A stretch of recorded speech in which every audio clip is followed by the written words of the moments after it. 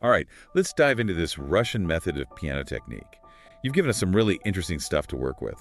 Fundamentals of piano technique, Rachmaninoff's Prelude and G major sheet music, and technique for the advancing pianist. Yeah, it's gonna be fun. Definitely. Looking at these sources, you seem to be someone who appreciates both the journey and the destination when it comes to playing. So let's jump right in. When you think about the Russian method, what comes to mind first? Artistry. Okay, so it's more than just hitting the right notes. Way more. It's about making the music come alive, making it sing. I like that. So it's not just about technique, it's about being a musician first and foremost. I know it's deeply rooted in Russia.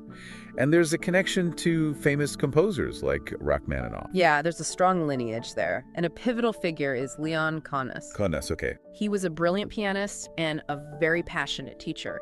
He really emphasized the importance of willpower, coordination, and this really interesting idea of conscious finger control. So what were some of the core principles that Konos laid out in his method? Well, first and foremost, he believed that musicality reigns supreme. Music above all else. I can get behind that. Yeah, technique serves the music, not the other way around. It's all about touch, tone, the subtle nuances that bring a piece to life. And a big part of that is learning to relax, avoid any unnecessary tension. The eternal struggle for every pianist, right? Tension is the enemy. It really is. So I'm guessing that before we even touch the keys, finding a comfortable and relaxed position is crucial.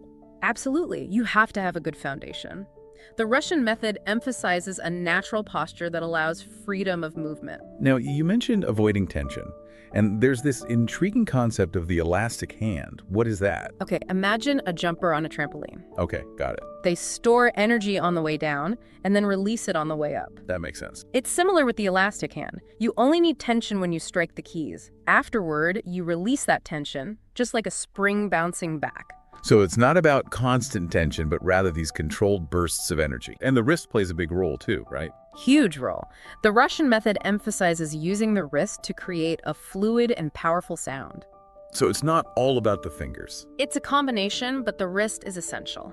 The Russian method outlines 5 key wrist movements: down-up, rotation, side motion, circular motion, and staccato. 5 different movements. And the Russian method emphasizes these 3 key touches, right? Yes. Legatissimo, articolando, and leggero. Think of them like different brushstrokes for a painter. Legatissimo is smooth and connected, articolando is clear and precise, and leggero is light and delicate, like a whisper. So it's all about having this diverse palette of touches to create different musical textures. We've covered the basics of posture, the elastic hand, wrist movements, and finger action. Now let's get into the exercises that actually help us build those skills. Where do we even begin? We begin with the foundation, preparatory exercises. A preparatory exercise, got it. These are all about building that solid base for everything else we'll learn. Okay. The Russian method sees scales and arpeggios as opportunities to polish your playing. It's not just about playing them mechanically, but infusing them with musicality and expression.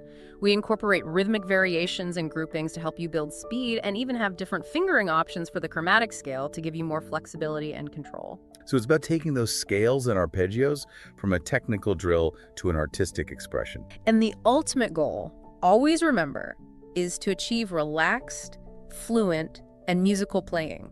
We're not aiming for robotic perfection here. Right. We want that natural flow that allows the music to really shine through.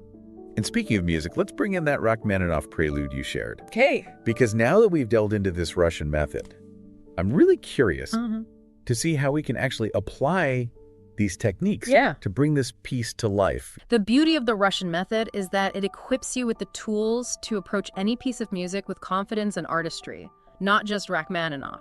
So it's like a universal language of piano technique. It is. But you can apply to Bach, Beethoven, Chopin, anything you want to play. Precisely. It's a foundation for musical expression.